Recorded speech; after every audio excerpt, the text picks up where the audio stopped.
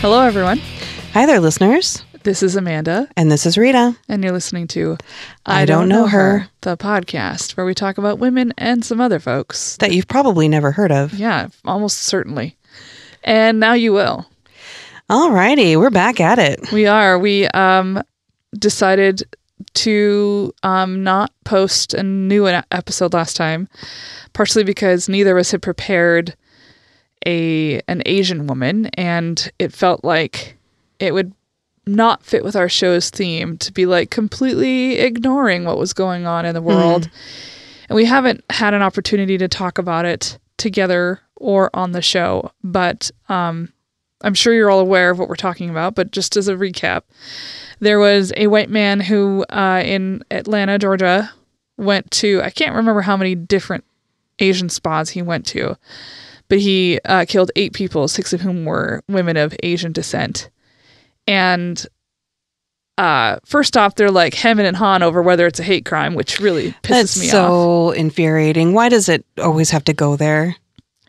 Like, if you're only specifically targeting Asian spas and you're killing mostly Asian people. What do you think it is? I don't know, man. If it walks like a duck and quacks like a duck, it's a fucking duck. Mm-hmm. That's how I feel about that.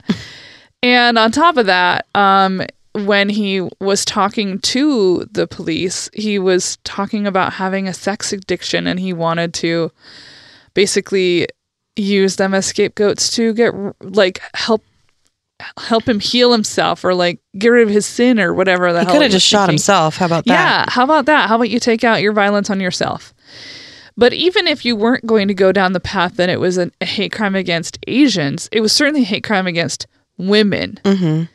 Because if you think the problem with it, your sex addiction, are the women, there's something seriously wrong there. Then that is the surefire sign that you have such horrible misogyny, mm-hmm. that you believe your problem is because of women.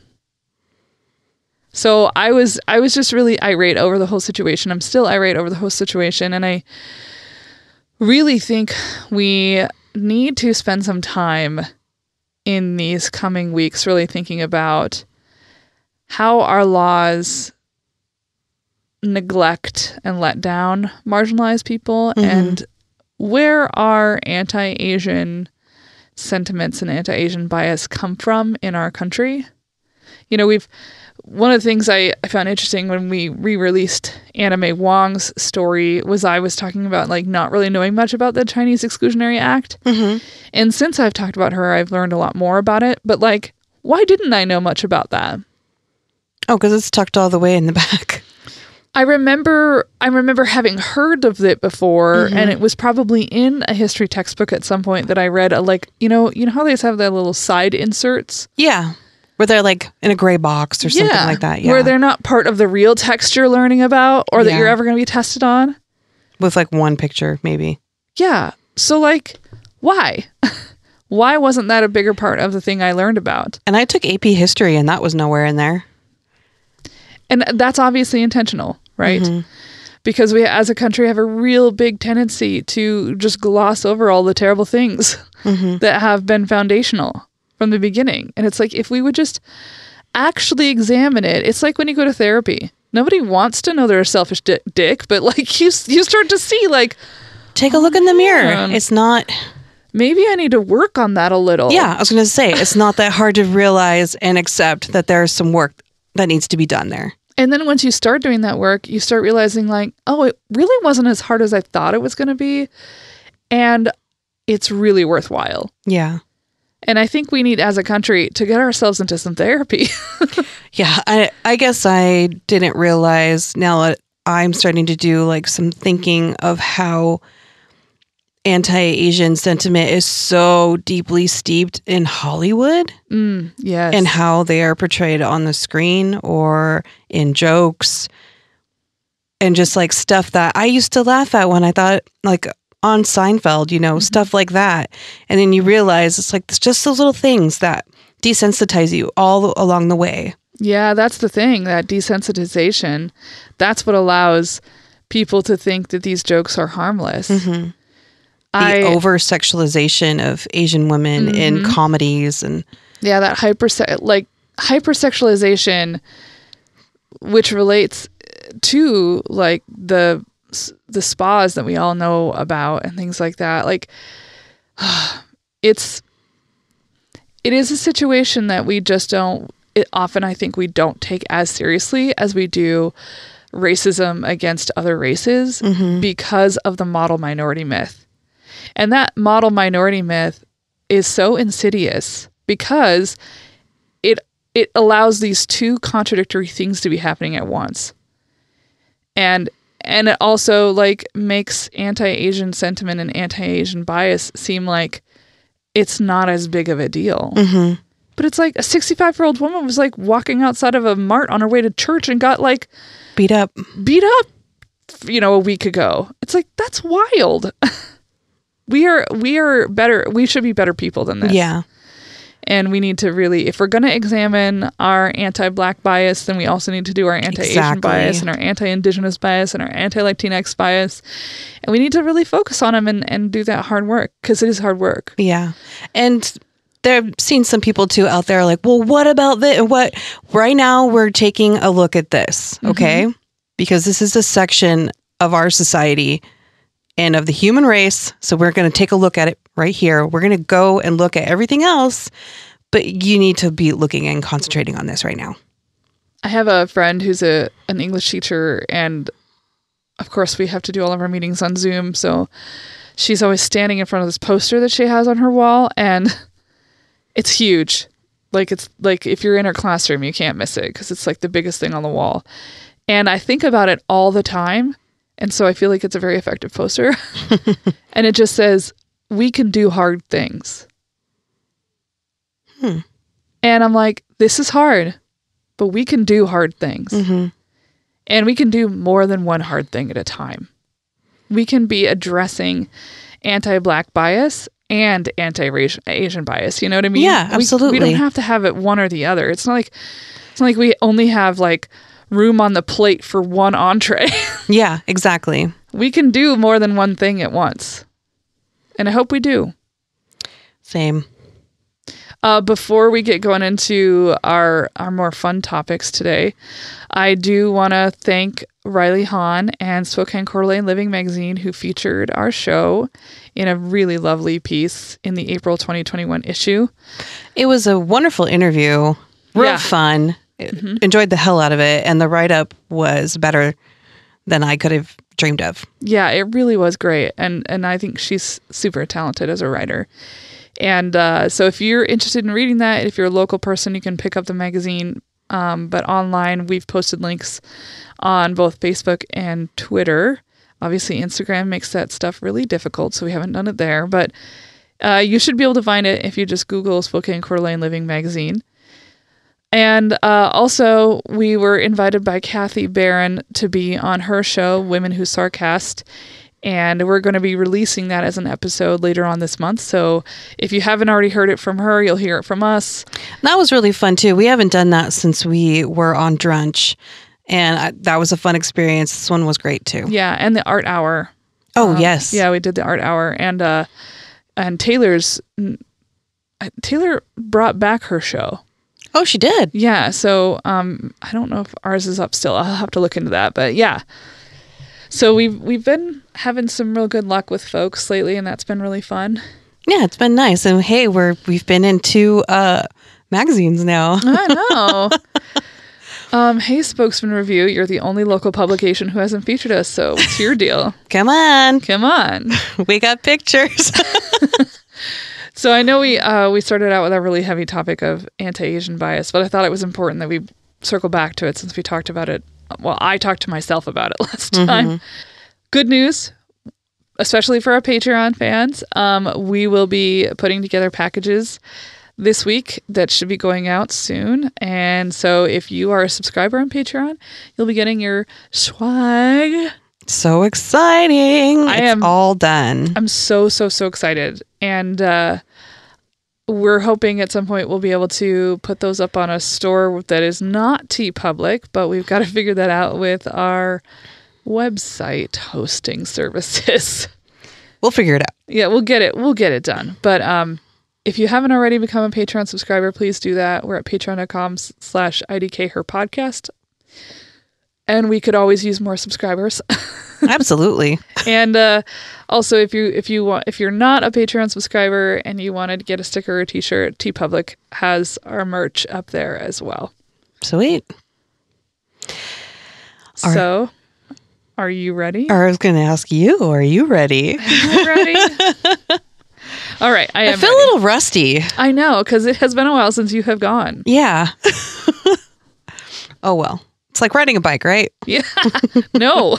No, not at all. I don't think so. Alrighty. And I have a feeling you might know who this is. Ooh. Do you know who Styrene is? I don't know her.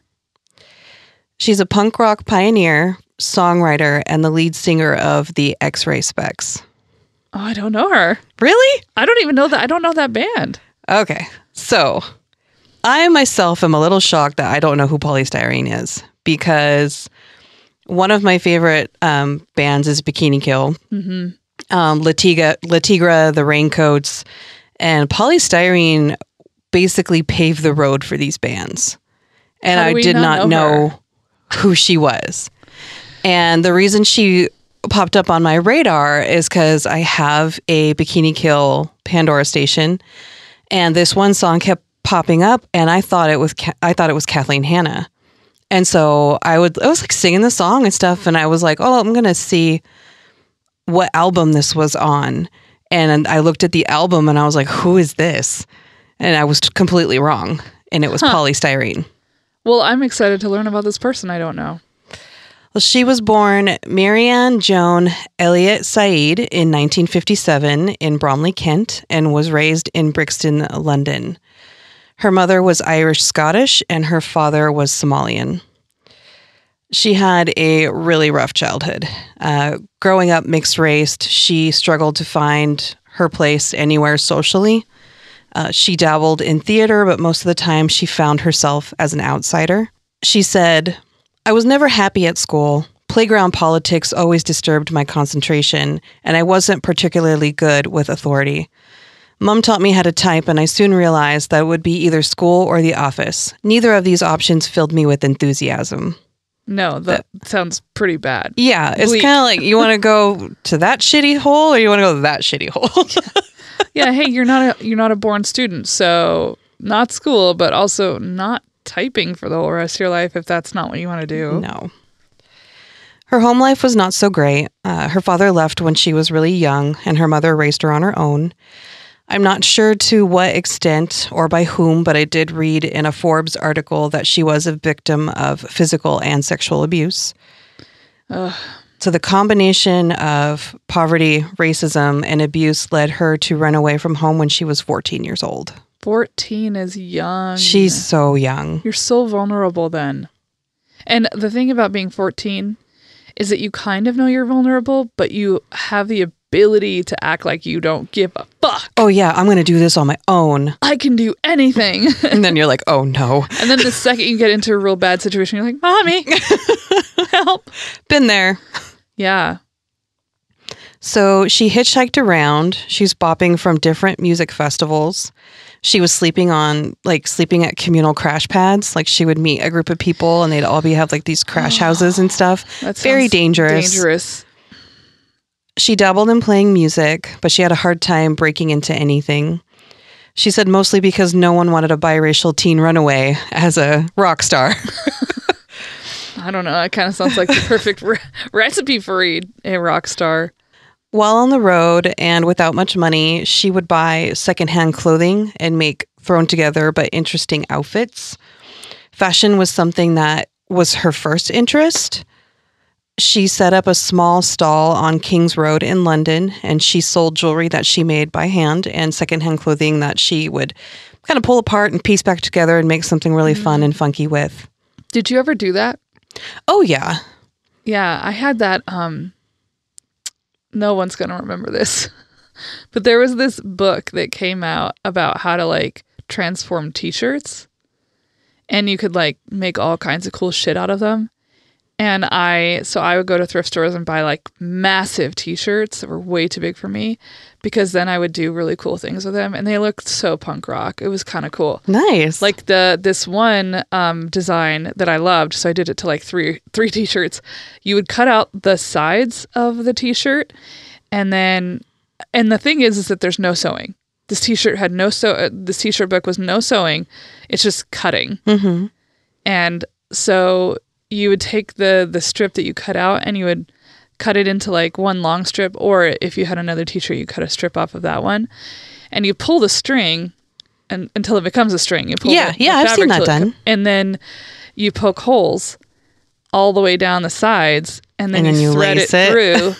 So if you cut off I always cut off the sleeves too, and I would do it up at the top, up at the shoulders, so it would become a really fitted shirt, very well fitted, and that like rib, I don't even know what you call that, like lace up detail on the side would allow there to be a little bit of sexiness. I was going to say, was there skin showing? There could be. You could pull it all the way together, or you could like make it a little bit farther apart. It would just be how it fit your body. And I looked smoking in that. And I would just do that I did that with a ton of t-shirts. And it was just one of my favorite things to do, was to manipulate t-shirts into... I would do that. I would do that with my pants, like where you used to like cut up the sides and sew things in there, or like I would embroider my pants. It looked like crap. I did not look smoking, but I was like, look at my flower. I embroidered this on myself. And I used to make jewelry all the time. Necklaces, earrings, bracelets, all kinds of stuff. I never really got into that. I didn't have like the patience for it. I liked the shredding of something. That felt real up my alley. I could make those chokers where it looked like a daisy chain. Oh, that's cool. Yeah. I would love to have one of those now. I think my students would be very embarrassed, but whatever. I can make you one. I can make us chokers. Yes, chokers. And also I had a set where you could make beads out of paper. And you remember that? Those, where like, you'd roll it up? You roll them really small? Yes. And I had my paper jewelry. People have made some real cool shit doing that technique. Well, she was really good at this. She was really good at taking used stuff and making it look really fun and funky. She journaled a lot. In her late teens, she admitted that she struggled with mental health issues, and writing all of her thoughts and emotions down was a way for her to cope. In 1976, she was going out for her 19th birthday, and she went to go see a band that was up and coming. They were called the Sex Pistols. Mm-hmm. I was like, as soon as you said 1976 and like what she's doing at that time, I'm like, oh yeah, she's going to cross paths with those. They were pretty terrible people. They were. They were performing on Hastings Pier for the first time, and she said it was a moment that changed her life forever. She was like, that. I want that. I want to do that, and I want to be that person. The show was mostly empty, though, because like I said, they were not known very well. They hadn't gained a lot of steam yet, and so she remembers like it was just her and like she said some other Swedish girls, like 3 Swedish girls, and they're just standing there watching this band in an empty room. She knew what she wanted, but she didn't really know how to put it together. So she decides to take out an ad in a local music paper. And her ad said what she wanted to put together was a bunch of young punks who just want to stick it together. And so she was like, if you want to play music, come and let me know. And she got what she asked for. She got some people that were very, very, very young. Well, how old is she at this point? She's only like 19. So so it's been a few years since she left when she was 14. Yeah. But the people that came to be in her band were also teenagers. Yeah. And they look like children, honestly. They look they are children. That's the thing. And after answering her ad, she named the band the X-Ray Specs. And she also formed her persona Polystyrene. She wanted to have a stage name for herself. Later in life, she said it was a way to completely disconnect from who she was and invent somebody new. Yeah, that's what Maya Angelou did. Yeah? Yeah. I didn't know that. Yeah, you did, because it was in my Tony Stone thing. Oh. Yeah, like, did I not mention that? I don't think you did. Yeah, the author was talking about how, like, San Francisco was the place people went to reinvent themselves. And so when Tony got there, that's when she named herself Tony. And it was, like, just like Margaret blah, blah, blah, who became Maya Angelou. And I was like, what? What? Holy shit. I want to show you a little clip about her describing how she found her name, and also so that you can get a first look at this cutie. This punk. The name, Polystyrene. First of all, was your thought of the name, or was it given to you by a publicist, or what? No, I mean, I thought of it, but it's just I was looking for a name in that, and I thought I'd use a name of something around today, you know, something plastic and synthetic, and I just looked in Yellow Pages, and then I saw it, so I don't know, got it Really? out there. So that's how the name of Polystyrene finally was born, from the Yellow Pages in the phone book? Yeah. Oh, wow. Gets worse. Oh my. Yeah. First off, she is a total dweeb. Oh, yeah. She's like, I mean, Yeah, her laugh. it reminds me of, you don't watch Drag Race, but And not as much as you. no, but Evie Oddly's. But Yeah. she is, you can tell she's so young. Oh my God, Yeah. she is like a baby. If you Was she go wearing ahead, braces, or was she wearing like silver caps? those are braces. She has braces. Also, she's wearing these like hair bobble things that are just wild. She looks like a cartoon character. She does. She's got all of her braids are Yeah, she down has on like her forehead. individual braids of just her bangs. That's very She interesting. definitely has a look. Yeah, it's a whole lot of look. Oh yeah. If we were on Drag Race, she would have to edit. But you can kind of see, like, she is a kind of a goof. Oh, She yeah. is very young. She is out there, except like in that video, her eyebrows are colored red. Yeah, she is a lot. She's a lot of interesting happening there.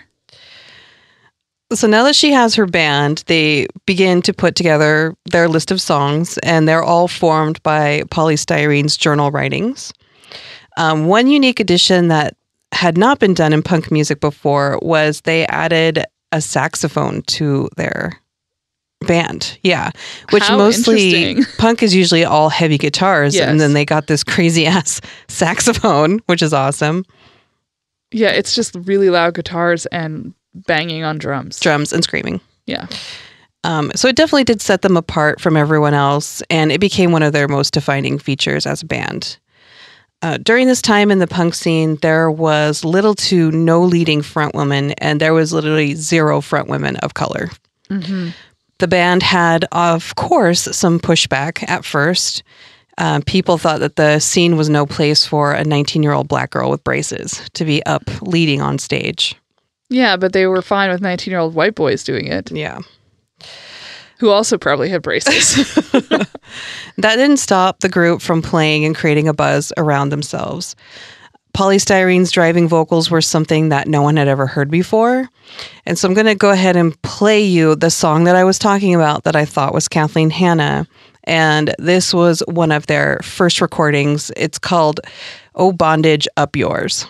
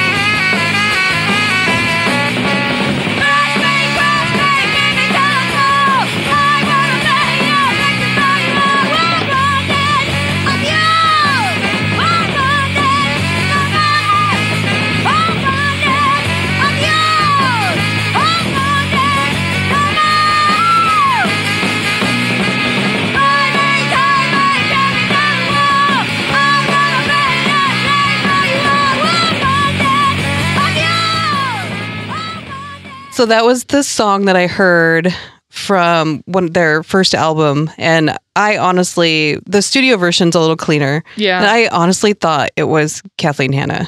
I would like to hear the studio version too, because it's like, if I just heard that, I think I'd be like, But I love the song. I think it's awesome. And she's got a really powerful voice. And I do like to listen to music with a lot of screaming. I was in the car with my son and he was like, why is everyone yelling in every single song you're playing? And I was like, my car, my music. Yeah, I mean, what better when you're a teenager than to listen to people scream? I don't know. It's like cathartic. Yeah. Because it's like, I think being a teenager is this weird juxtaposition of childhood and adulthood where everybody expects so much from you, but they won't give you any freedom. Mm-hmm. And so you just feel trapped all the time. Oh, and angry and pissed off. And so you're like angry at the world. And so when people scream, you're like, yes, let's scream. Yeah, that's how I feel. I feel that. I still feel that way. So that's why I do listen to a lot of screamy stuff. Yeah. I think there's also something about having grown up in the 90s. It's like, I don't know 90s kids who aren't a little bit into screaming. Yeah, right. So it was September in 1977 when Oh Bondage Up Yours became the band's biggest hit and was recorded and released as their first single. They began booking more shows, like at one of the most iconic places in London, the Roxy, and sharing the playbill with bands like the Buzzcocks. Oh, wow. Yeah, they opened for the Buzzcocks. That's impressive. Eventually, they were approached with label interest, and their entire album to follow their single Oh Bondage was going to happen that following year. One thing a lot of people didn't know that I was watching a documentary about her. They said that she not only wrote every single song, all of the promotional materials were made by her as well. Really? So she did all the posters, she did all the t-shirts, the buttons, the record jacket art, and the artwork that she did reminds me of a lot of like what zines were in our day. Yeah, I could see that. And Polystyrene's fashion was ever changing. She continued to DIY all of her stage outfits she was a big fan of like shift dresses, but she would pair them with like leather and fishnets and like an army helmet, which to neon dayglow outfits made of found recycled materials like plastic and rubber. And she said, clothes are never really you. That's why people wear them. You can create an image with them. They express a certain kind of attitude. They take you away from reality because reality is pretty boring. Yeah, that's one of RuPaul's most famous sayings is we're all born naked and the rest is drag. That's awesome. Yeah. And I mean, that's basically what she's saying is that, like, clothing is the idea of ourselves that we're putting on. Mm-hmm. With more of a spotlight on the group, the media, of course, was eating her up. Everyone wanted to get an interview with her. They wanted to get to know this girl who's just popping on the scene and making a name for herself, getting really, really popular. One thing I found out that was upsetting to me was she had this amazing badass style. I like her style. I think it's fun. I think it's out there. I like anything that's weird. But they focused on her teeth. Is that why she ended up in braces? No, I'm not surprised by any means. She's just so young for them to be talking to her about it, but she's a young girl with braces, and they constantly would ask her about her teeth. In what way? And whether or not that they were real or not. Well, if she's wearing braces, they're obviously real, idiots. They were saying, people were saying that she did it so that that could be part of her look. And so that she wanted to look like she had a mouthful of metal. Okay. Is there any like... No, she was like, my teeth are crooked and I have braces. I guess I don't understand why they would care even if it were for effect. I guess this is well before like rappers had gold teeth, so... True. There was one, she got invited to the factory where they were making her records.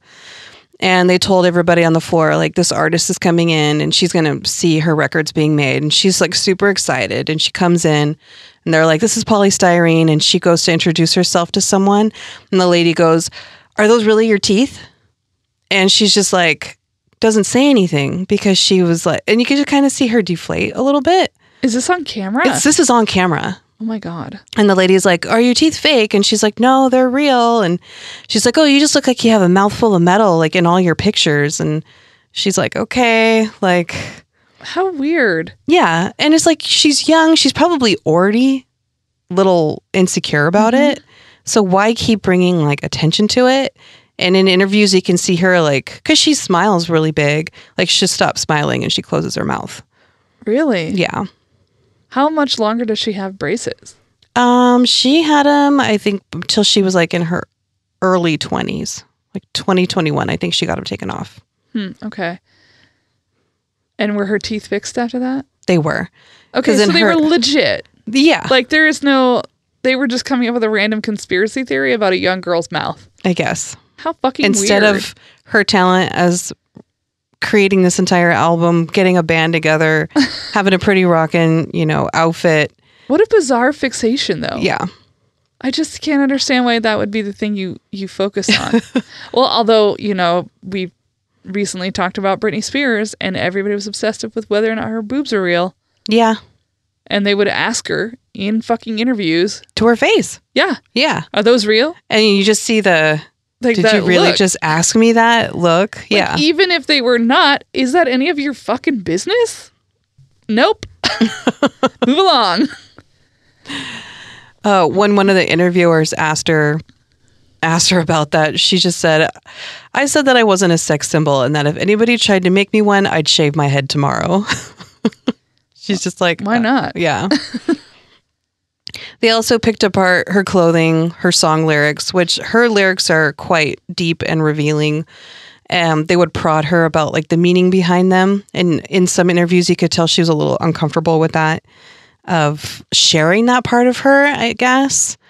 And like you said, in like the Britney Spears interview, these interviewers were like that too, just like very blatant and just kind of picking on this really young girl. And she had one time like an all blue outfit and they're like, why don't you look like any of the other punk rockers? Why don't you have, pins through your nose and your clothes all ripped up? And she's like, well, punk is just being what you want to be. Yeah. She's like, and that's what they want to be. And this is who I want to be. Yeah. And it's making up your own rules. So Yeah. I'm wearing an all blue jumpsuit. Big deal. Move along. These are just such uninteresting questions. Yeah. I could see asking like the meaning behind lyrics. That seems like a legitimate question for a music journalist to ask someone. Mm-hmm. But like, why doesn't your outfit look like other punk people? Well, Yeah. then, sir, you don't know what punk is. She found herself on display more than she really wanted to be. And that did affect her mental health even more. She would have severe mood swings. She'd have serious bouts of depression. She even spoke about hallucinating at times because she was so stressed out. Oh, dear. Yeah. And even though she would be surrounded by a room full of people, she was a popular musician. And she's hanging out now with bands like the Sex Pistols. She said she still always felt out, like on the other side of things. Yeah. Never fully, completely in. Yeah. In 1978, X-Ray Specs' debut album, Germ-Free Adolescence, came out. The cover art really pissed Polly Styrene off, though, because they elongated her image to make her look taller and thinner. Oh, and she was fuck. like, this is bullshit. Yeah. That is depressing. Yeah. Because it's like, not only is that hard for her as an individual, because no one wants their body to be, twisted. Mm-hmm. But then, like, she seems aware enough that that is going to have a negative impact on other girls Yeah. who are going to see that image and think they need to look like this absolutely unrealistic thing that is not, in fact, It's true. not, in fact, real. Yeah. So the album featured Oh Bondage and soon-to-be hits I Am a Cliche, which I've listened to the entire album and I freaking love it. The Day the World Turned Dayglow and I Am a Poser. That song is really good. I kind of want to hear that one. All the songs touched on subjects like feminism, consumerism, and technology. In 1979, just a mere 3 years into the group, at the height of their career, Styrene left. She didn't want to do it anymore. She wanted to instead go solo. So she wanted to take her music on another path, and she wanted to experiment stylistically. She just felt, from what I gather from the interviews of people around her and from her family, she was having fun with it until it wasn't fun anymore. It's funny with punk music. The idea is like, fuck the establishment, fuck the rules, right? But they were so prescriptive about what was punk. What technically could count. It became very prescriptive. You had to have this look. You had to have this kind of music. You had to use these kinds of instruments, these kinds of chord progressions. Anything that deviated from that wasn't, quote, real punk. And it's like, well, isn't that the antithesis of what you've been saying this whole time? Yeah. Like you're supposed to be the style of music that doesn't have rules, but you seem pretty rule bound. Yeah. I did see on the documentary I watched, they follow her on a journey to one of the gigs. They start really early in the morning. They're driving, like by the time they get there, it's nighttime. Checking into the hotel, they can't find the keys to the right hotel room. She's just sitting there. She looks exhausted. She's just like been in a van all day with a bunch of guys. And then she gets into her hotel room. She's, tries to rest. They get up early. They're rehearsing all day long. Shows her getting ready. Shows them, having dinner. It's very doesn't look very exciting. Right. And then they put on this wonderful, great show. At the end of the show, the audience keeps getting closer and closer to her, which I know is part of punk. They get really intimate with the crowd. Yeah. And she's done, and this just wall of men come at her. And one guy puts his arm around her and he's like, hey, give us a kiss, and puts his mouth on it. Yeah. And so she pulls her head back, and her bandmates are like, hey, they jump in, and then they're trying to push her out the door, and another guy comes and kisses her too.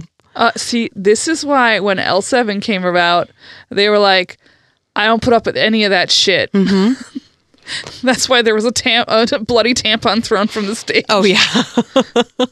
You don't like my music? Here you go. Here you go. But just witnessing that, she spent all this time getting ready for this show. She's putting all this effort into it. She looked very lonely. She looked tired. She looked like maybe she was being pushed a little too far. And then just to be, mobbed at the end of the night. And sexually assaulted. And assaulted. It's just, why would you want to keep doing that? Keep doing that. And she was saying that, she's like, soon somebody's brave enough to be in your dressing room. Then soon someone's brave enough to show up your front door. And then, so she was getting scared.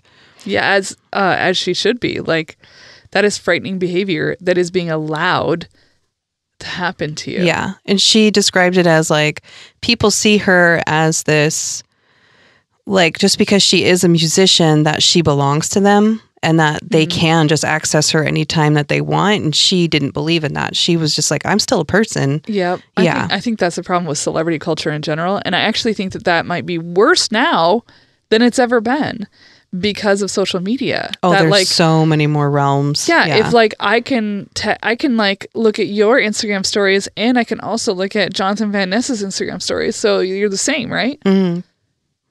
Yeah. And so that boundary between fan and celebrity gets, I think, blurry, and especially with things like OnlyFans, which I don't know if you know much about that, but that's a website where you pay for play, basically. Yeah. You pay for the people to do stuff for you.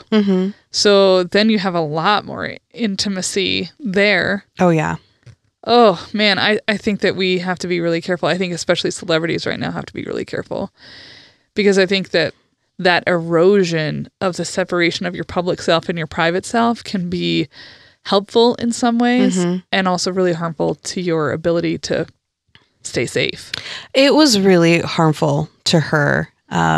There was someone who said that one time she came off stage and she just started bawling because it was just the line was being blurred. So she decides to go on a solo career. Yes. Why does that seem safer to her than being with the band. Well, she takes her music to a whole, like, a 180. Okay. She gets out of the scene, basically. I see. And so her first solo record comes out, and it's called Translucence, and it's in 1980. The record was softer. It was a little bit more digital sounding and really dreamy. Like moving into synth type Yeah, stuff? synth type stuff.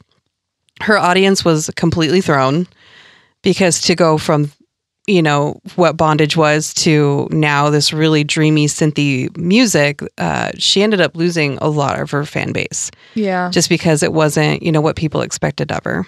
Yeah, I think that's hard. As I've gotten older, I've appreciated bands that change styles.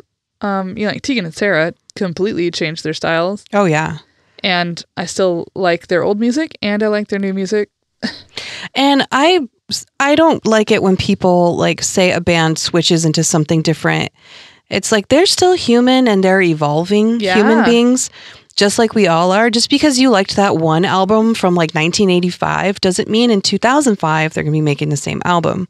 Yeah, I used to wear really low cut jeans that my ass crack showed on if I bent over. I don't wear those anymore because I changed. I decided that wasn't who I was anymore. Yeah. It's like people age. And also I think like music, a musician should evolve because if they're still playing the exact same thing they played when they were 19, when they're 40, there's an arrested development there. Oh, yeah. Like, has nothing happened to you in that time that hasn't affected you? Yeah. Like, I super love the new stuff Taylor Swift's been putting out. It's pretty incredible. It's beautiful. Yeah. And it is 100% completely different from Shake It Up, Shake Absolutely. Shake It Up, and her country stuff before that. Like, this chick has like, she doesn't just evolve, she molts. Yeah. Whole identities. I think too, because my family are musicians and being married to a musician, you see them go through different phases and they write about different things. And some things are really fun and happy. Some things are really sad, or some things are romantic. Some things are angry. Yes. And it changes throughout the years. You know, my husband started writing some really like sadder stuff, and I really like it. But then like people, I know if he played that at a show, they'd be like, play that really fun one that we like to dance to. Yeah. Yeah. Oh, yeah. You can't please every fan either. No. You know, some fans are going to appreciate your evolution and some fans will not. And that's okay. Like, I think younger people, as a generality, they have a harder time with that evolution because they themselves haven't gone through it. And so it's not until they have gotten a little older that they realize, like, I'm not who I was when I was 19.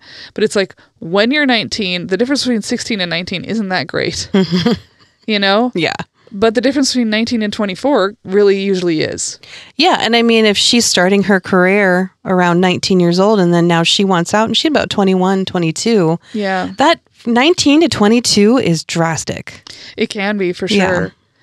Yeah. I was just thinking about my Aunt Wendy. She is also a musician. And she actually didn't start her music career until she was in her late 30s. Because prior to that, I had never had the confidence to do it, even though she'd always wanted to. And so, like, imagine that the music she would have written in her 20s would have been drastically different from the music that she's writing in her 40s and 50s. Oh, yeah. But she didn't do that. So she's having that evolution now. And what's been really interesting is she got an electric guitar. Like, she's traditionally been very, like, folky and almost a little country, right? And so she's been playing in these like folky bands for a while. And she just recorded a solo album that was all electric guitar. And it is very much like Riot Girl inspired and a huge departure. And for me, I think it's the best shit she's written. Oh, cool. And so I love when people surprise me with the things that they've suddenly become into. Mm-hmm. I mean, why not? Yeah. Yeah. I mean, life's short. I did listen to Translucence, and it really is way different. And it's a little bit more like feminine in a way. A little bit more delicate. I like when people's solo albums are different from what they did with a band. Scott Weiland, back in the day, he was in the Stone Temple Pilots. Oh, yeah. Where the dog will find us. Got turn. Wait for tomorrow.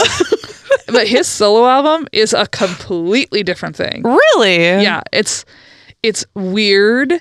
It's got lots of real funky sounds in it. He doesn't ever do that growl thing. And I really liked it a lot. I listened to it all the time, and it had to me no relationship to Stone Temple Pilots. I was like, these are totally different things. I like them for different reasons. That's awesome, though. I like that. Yeah, I like that. It's cool.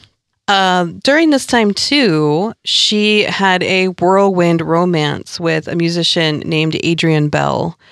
They ended up having a daughter together named Celeste. And this is all, she left the band, She's doing a moved fast. solo record, now is becoming a mother. So she's bing, bang, boom within a 2-year period. This may be a little too fast. The relationship was short-lived, and Adrian wasn't really part of Celeste's life after he left. She continued to struggle with her mental health, suffering from a series of nervous breakdowns. Psychiatrists diagnosed her as schizophrenic, only to find out later in life that she was suffering from severe bipolar disorder. I was like, this is the thing. Schizophrenia and bipolar disorder are not really a lot alike, but for whatever reason that happens more than I would like to have had it happen. Like specifically, I think in the 70s and 80s. Really? So looking for some kind of peace, she ended up joining the Hare Krishna movement, trying to live a simpler life. So she went deep into that. Her daughter Celeste did a interview with BBC One, and I wanted to share what happened between her and her mother in Celeste's own words. Family. I went to live with my grandmother when I was 8 years old. It was my decision because my mother's mental health had gotten quite bad. It's not something she wanted to happen, but she would come to accept it later on. You said she looked just like her, but that was not what I was expecting. Yeah. Like this very put together blonde lady was not what I was anticipating. They have the same eyes, though, and Yeah, the same mouth, and they sound a lot alike, too. Yeah. But yeah, her breakdowns really affected her relationship with her daughter. Yeah, for her to decide at the age of 8 that she's like, I need to go live with someone else. Yeah. She said it was constant roller coaster of emotion with her. And two, when Celeste was born, she had just left X-Ray Specs. So Celeste didn't even really know what her mother had contributed to the punk scene, because she just knew her from, her Hare Krishna days on, and this really troubled relationship that they have. Yeah. And she said it wasn't until she was like a teenager where she actually listened to her mom's music and was like, what the heck? I know. Wouldn't that be a trip? Yeah. Be like, oh yeah, I was famous for a minute. If you thought of your mom in one way and then you get to become a teenager and you're like, wait, was my mom cool? So she did continue to work on her mental and spiritual health. Something, like I said, would be an up and down cycle for her for the rest of her life. Yeah. She dabbled in some small music projects here and there. And the X-Ray Specs got back together in 1995 and released a single album called Conscious Consumer. In February 2011, she revealed that she was being treated for breast cancer. And that had spread to her spine and lungs. Oh, fuck. So she died. She lost her battle with cancer on the 25th of April in 2011. She was 53 years old. God, that's young. Very, very young. 1 month before she passed, though, she released her last solo album titled Generation Indigo. And after her death, her daughter Celeste inherited all of Polystyrene's estate, which included all of her clothes, her journals, her pictures, her records, and her band memorabilia that her mother had saved almost everything. That's cool, though. And she's going through this stuff, and she was like amazed at all the photos and to be able to read her mother's journals and go back and actually see why her mother was who she was and reading it from this 18, 19-year-old stance instead of, if I could talk to my mother when she was 18, I wonder what kind of conversation we would have. Right? I think that would be, what a trip. Yeah. To have an intimate window into who your parent was when they were a child, a young person. I have no idea what that would be like, but I can imagine that it would be wild. And she had journals and journals. So going through everything, her daughter realized what an incredible life that her mother had lived before she was even born, and what an influence she had been on the punk scene in the 70s. So she decided that it needed to be highlighted. Gathering up everything that she could find, she got together with an author named Zoe Howe, and she co-wrote a biography about her mother called Dayglow, the Polystyrene Story, which was released in the U.S. in 2019. Wow.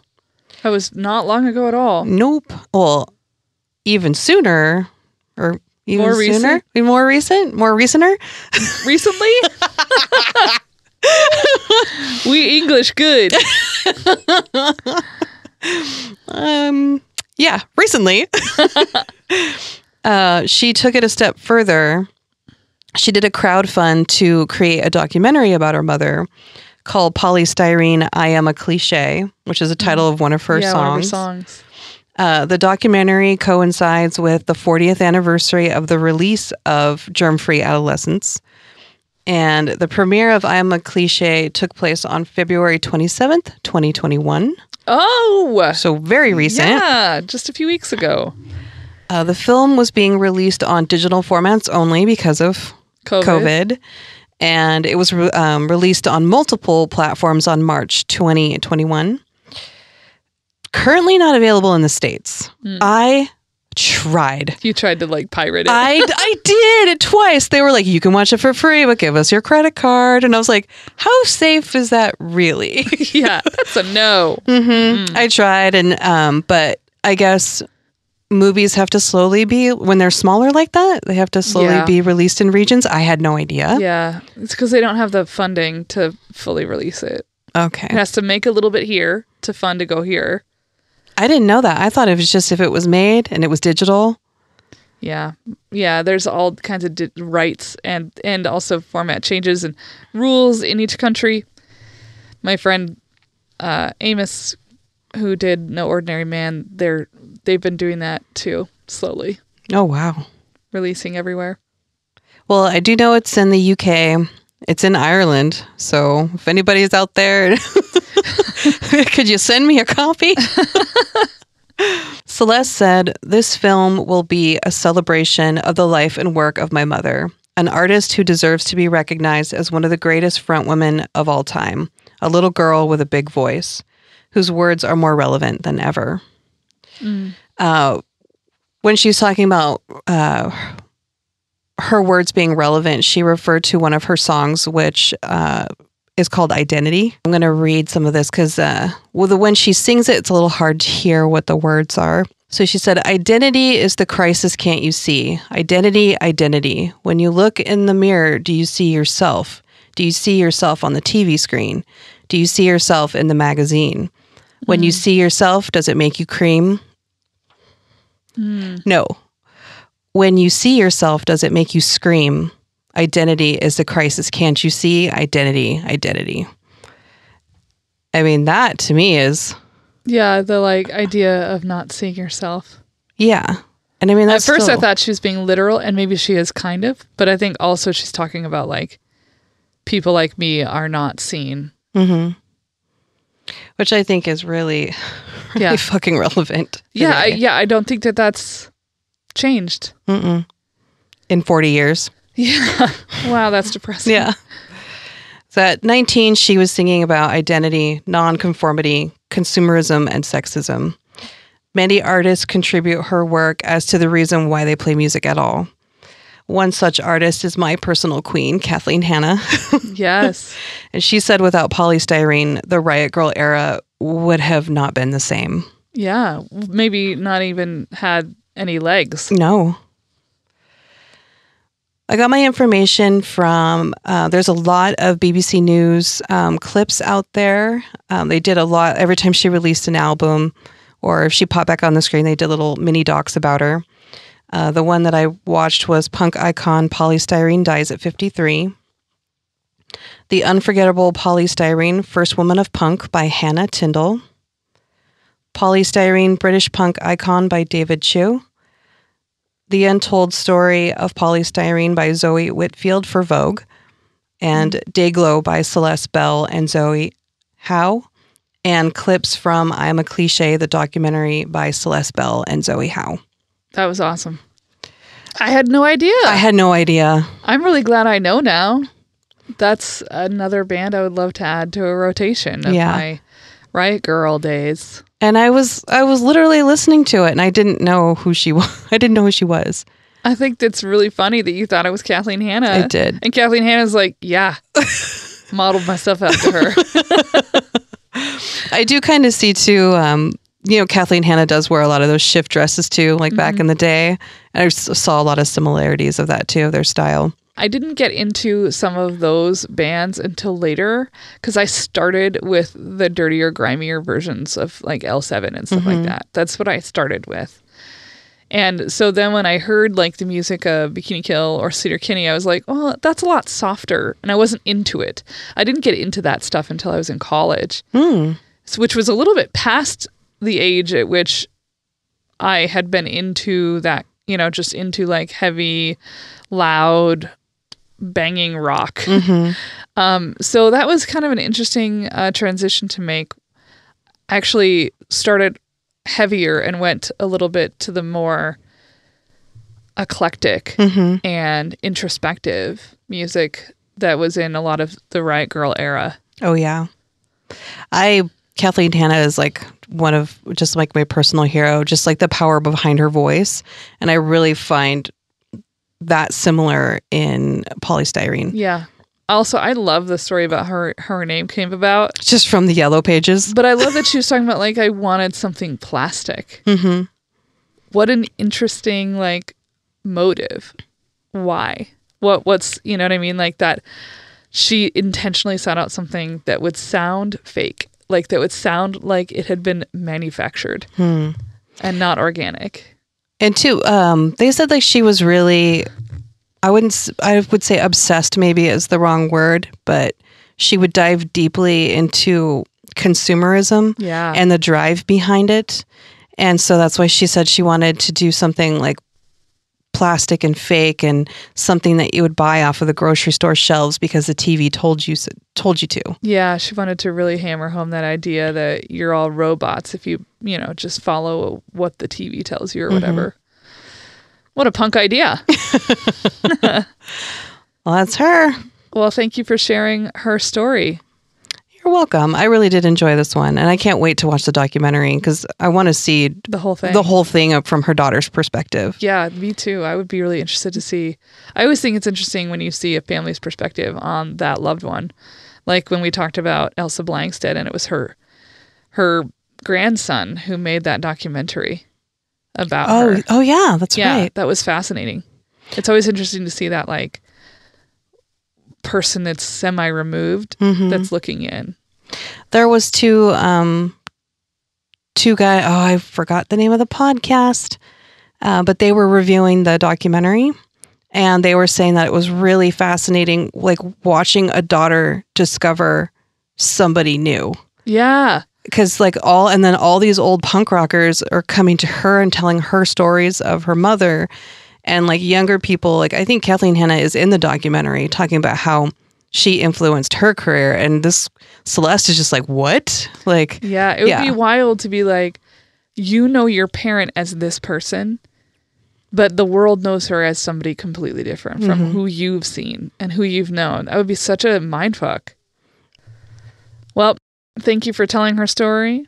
Thank you. Thank you to Lucas McIntyre for your wonderful editing. Thank you, Lucas. And he's also somewhat of a birthday boy this week, so happy birthday. And also thank you to Jennifer Finch. Hey. Of L7 for our fucking kick-ass music. There you go. And thank you all for listening to us and continuing to support us on Patreon and social media and TeePublic.